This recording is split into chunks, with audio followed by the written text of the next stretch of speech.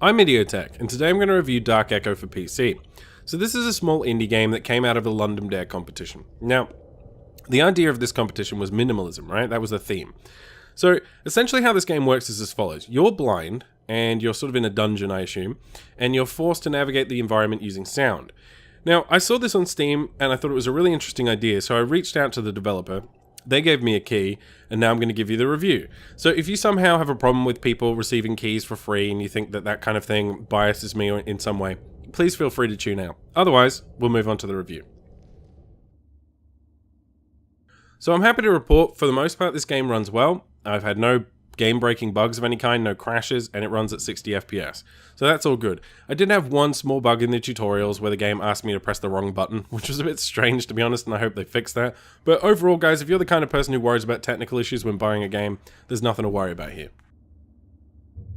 So unfortunately, there's not much here in terms of the user interface and menus. I guess that could go with the theme of being minimal, but honestly, it would have been nice to see some more options here. So the graphics options, you have resolution, and that's literally it. So it would have been nice to see more there. Yes, it's a 2D game. I understand that there's not much you can give people in that respect, but you know, an audio options menu would have been nice, and the level selection menu as well is kind of minimal and honestly a little bit irritating. Once you reach the later levels of the game, there's like 80 little boxes you have to navigate through, and it can take a long time to move from level to level, so that's annoying too.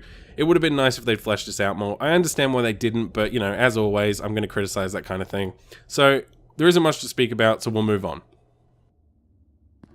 So this game is a 2D game, and it relies very heavily on its aesthetic, right? Personally, I enjoy the stylistic choice they've made here an awful lot. It feels nice. I mean, it's visual, sure, but when you bounce sound off the room and it flies all over the place, that's just very satisfying for some reason. It may just be me, but I find that really, really enjoyable to look at. There's very bold colors on offer here. It's mostly just white with solid colors like red and yellow and stuff.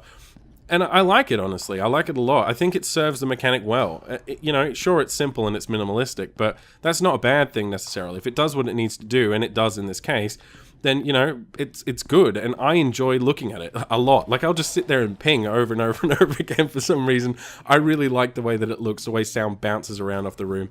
It's just something I find mechanically satisfying. So overall, I think the aesthetic here is good, and I think it works well and serves the game well.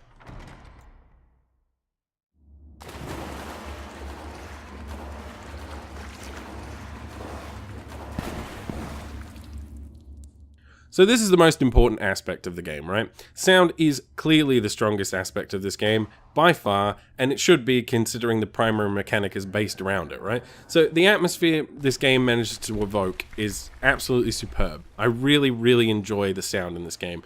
You hear little flies hovering around corpses, you walk through puddles of water, there's water dripping from the ceilings, you occasionally walk over something squishy and you think maybe it's a corpse or something dead or blood or whatever. That's really cool. Sometimes there's other people in the world and they're running around, and there's animals like a frog. There's a frog in one level, and there's an enemy that keeps constantly getting distracted by the noise of the frog.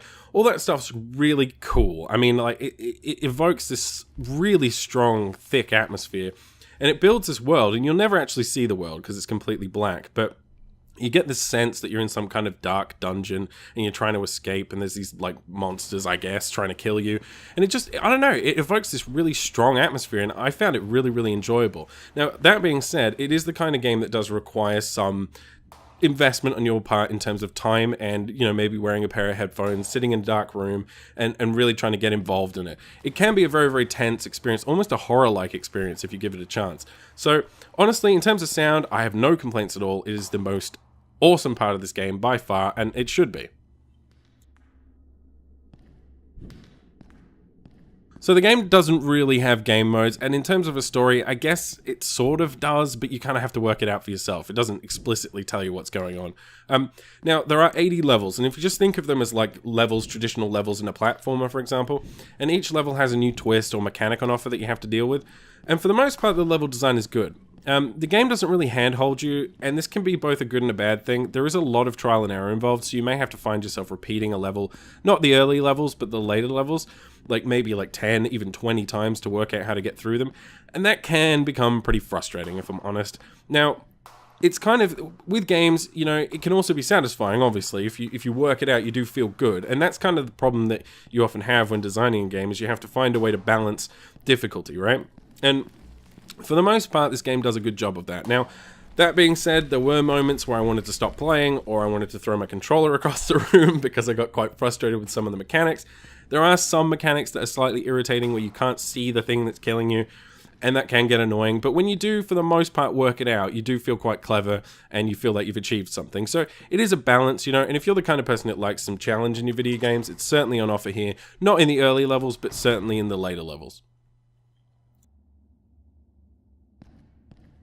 So this game actually offers a lot more depth than I was initially expecting going in.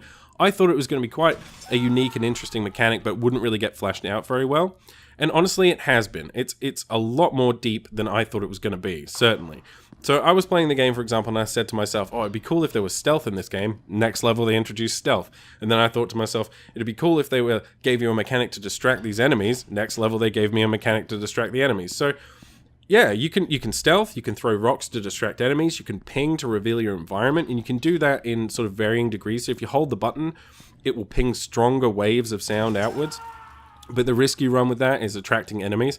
So it's kind of a risk-reward system, and I really like it.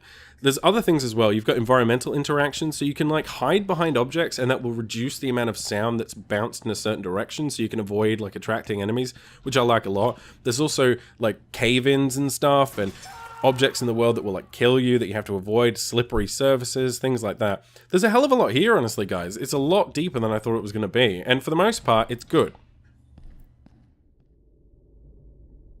So the retail price for this game is $2.99, although right now it's on special for minus 33% off, which makes it $2. And honestly, for $2, guys, what can I say? It's the price of a cup of coffee. You know, I can't argue against that. For the amount of content you get in this game, there doesn't appear to be any DLC, there doesn't appear to be any microtransactions. You know, what can I say? It's cheap. You know, if you like cheap games, it's a cheap game, and it has a lot of content, to be honest, for that price. I think it's a completely reasonable price to charge. Sure, you won't be playing the game a week from now, but you wouldn't expect to be at that price. Now, another thing you may want to consider is the trading cards. They are reasonably good in this game, actually. Like, I have a couple in my inventory right now that are worth like 40 to 30 cents, 30 and 40 cents.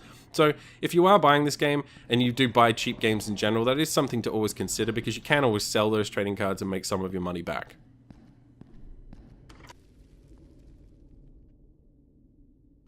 So my conclusion is this. For the cost of entry, what you get here is a very interesting and compelling little game that explores how sound can be used to create interesting gameplay mechanics. Now honestly, I really enjoyed my time with the game.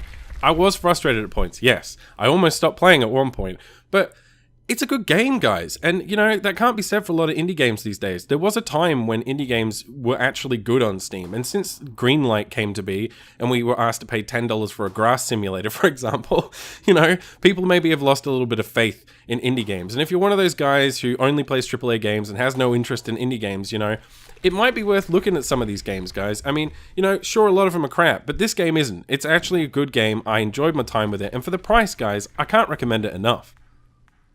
So that was my review of Dark Echo for PC. If you found it helpful or useful in some way, leave a comment, like, favorite, subscribe, do all the things that people tell you to do at the end of YouTube videos, and I'll see you guys next time.